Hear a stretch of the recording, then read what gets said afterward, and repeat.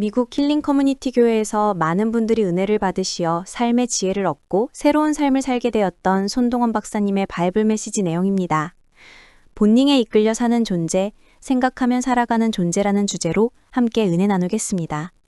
손동원 박사님이 말씀하셨죠. To live by instinct is human, but to live by understanding is divine.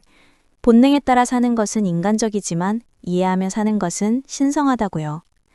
이 말씀은 우리가 단순히 욕망에 이끌리는 삶을 넘어 하나님의 뜻을 깨닫고 살아가야 함을 일깨워줍니다.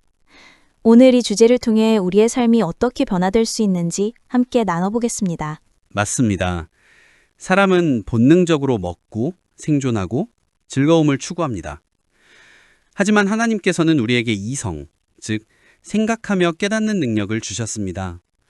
성경에 보면 창세기 1장 26절에서 하나님이 말씀하시길 우리의 형상을 따라 사람을 만들자 하셨습니다.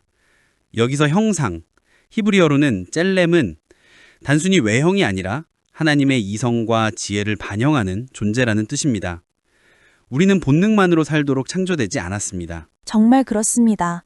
손동원 박사님이 말씀하신 대로 본능은 우리를 생존하게 하지만 하나님의 말씀을 통해 깨닫는 삶은 우리를 성숙하게 합니다. 본론으로 들어가서 첫 번째 핵심 메시지는 본능과 이성의 균형입니다. 손동원 박사님이 이렇게 말씀하셨습니다. Instinct drives us to survive, but reason leads us to drive.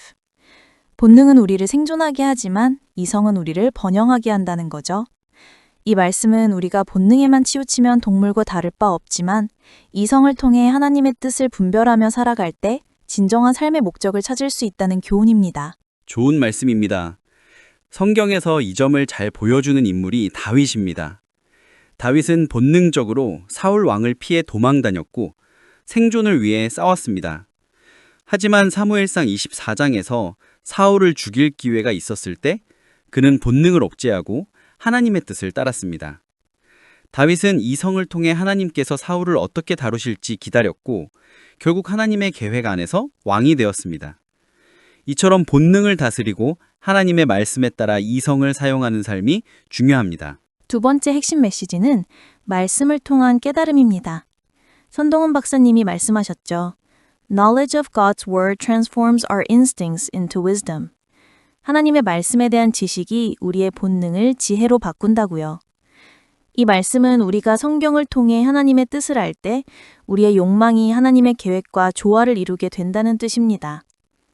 시편 119편 105절에서 주의 말씀은 내 발의 등이요 내 길의 빛이니이다 라고 했습니다.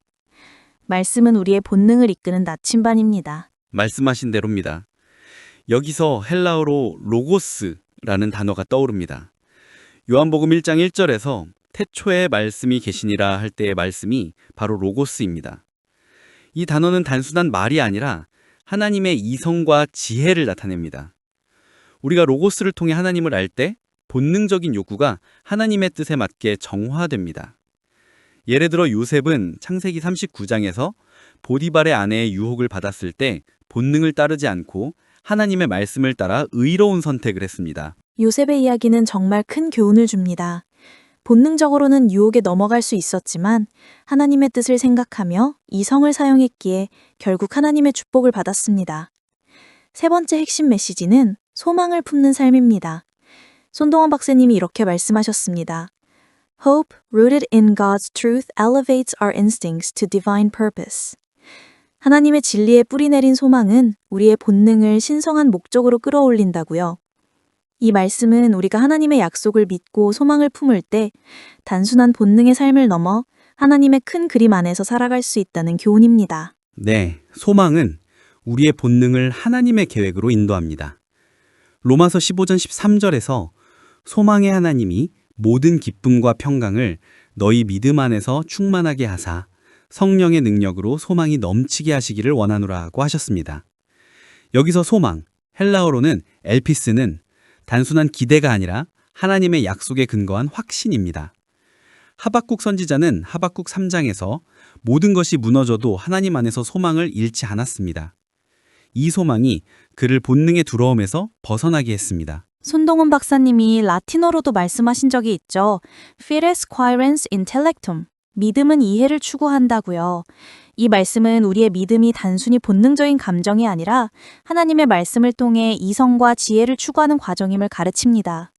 우리가 하나님을 알기 위해 노력할 때 본능은 더 높은 목적을 향해 정렬됩니다. 이는 안셀름의 신학에서 나온 말인데 손동원 박사님이 이를 인용하며 우리의 삶이 믿음과 이성의 조화를 통해 완성된다고 하셨습니다. 정말 깊은 말씀입니다. 하박국처럼 어려움 속에서도 소망을 잃지 않는 삶은 우리의 본능을 하나님의 뜻에 맞게 변화시킵니다. 말씀을 듣고 생활에 적용할 수 있는 실천 펑칙 3가지입니다. 첫 번째는 매일 말씀을 묵상하는 것입니다. 시편 1편 2절에서 오직 여호와의 율법을 즐거워하여 주야로 묵상하는도다 라고 했었습니다. 말씀을 묵상하며 본능을 다스리고 이성을 깨우는 시간을 가져야 합니다. 두 번째 실천 펑칙은 기도입니다. 빌립보서 4장 6절에서 아무것도 염려하지 말고 다만 모든 일에 기도와 간구로 구하라고 했습니다.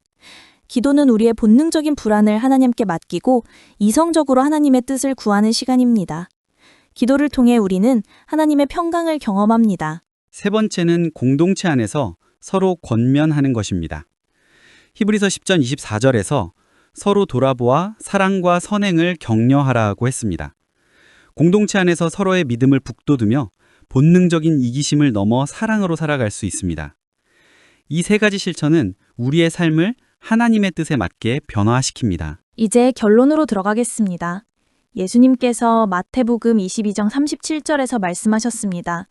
내 마음을 다하고 목숨을 다하고 뜻을 다하여 주 너의 하나님을 사랑하라. 이 말씀은 우리의 본능과 이성을 모두 하나님께 드리라는 결단의 말씀입니다. 손동원 박사님이 말씀하셨죠. To know God is to align our instincts and intellect with His eternal purpose. 하나님을 아는 것은 우리의 본능과 이성을 하나님의 영원한 목적에 맞추는 것입니다.